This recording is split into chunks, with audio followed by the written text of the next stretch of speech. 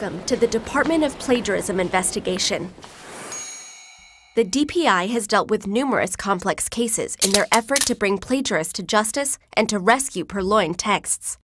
The first form of plagiarism that the DPI regularly encounters is known as brainchild snatching, in honor of the Latin word plagiarius, from which plagiarism originates. Brainchild snatchers sneak up on innocent papers and copy and paste them without citing any sources, putting quotation marks around direct quotes or changing a word. They've also been known to steal and hold particularly eloquent essays for ransom. When brainchild snatchers get together, they form a kidnapping ring, which involves brainchild snatching from multiple sources. Some perpetrators have even been known to commit self-plagiarism, one of the laziest crimes in the annals of the DPI.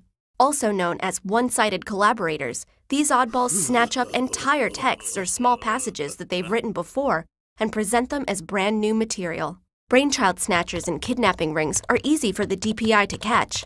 Just paste a few passages into a search engine and bam, they're caught red-handed. The more covert forms of plagiarism include the wild goose chase technique, in which plagiarists create fake authors, book titles, page numbers, or other information in order to cover up plagiarism. And the old synonym switcheroo, in which plagiarists utilize a thesaurus as their main weapon. By substituting a synonym for nearly every word in the document and leaving the sentence structure and order of the ideas the same, plagiarists give legitimate paraphrasing a very bad name. Shoddy paraphrasing is also a key part of variations on a smokescreen, a technique in which multiple passages are paraphrased, then pasted together into one.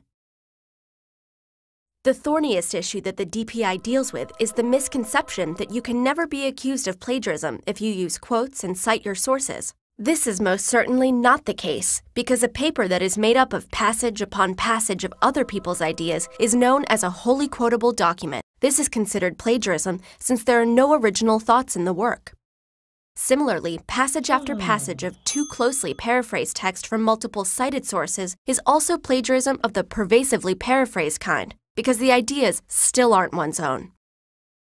And lastly, the technique of revealing while concealing is plagiarism because it involves selective amnesia regarding one's sources in an attempt to cover up wholly quotable and pervasively paraphrased issues in a text. Some passages are meticulously documented, quoted, or paraphrased, while others are presented entirely as one's own.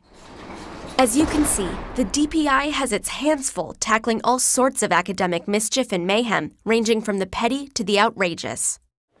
Given the gravity of these transgressions, you might be wondering why you've never heard of the Department of Plagiarism Investigation's victories. That's because it doesn't technically exist. But people like you and me can be our own DPI agents to fight plagiarism and uphold the values of original thinking. We know that the best defense against plagiarism consists of writers who save themselves time, worry, and effort by taking the far easier road of just doing the work themselves.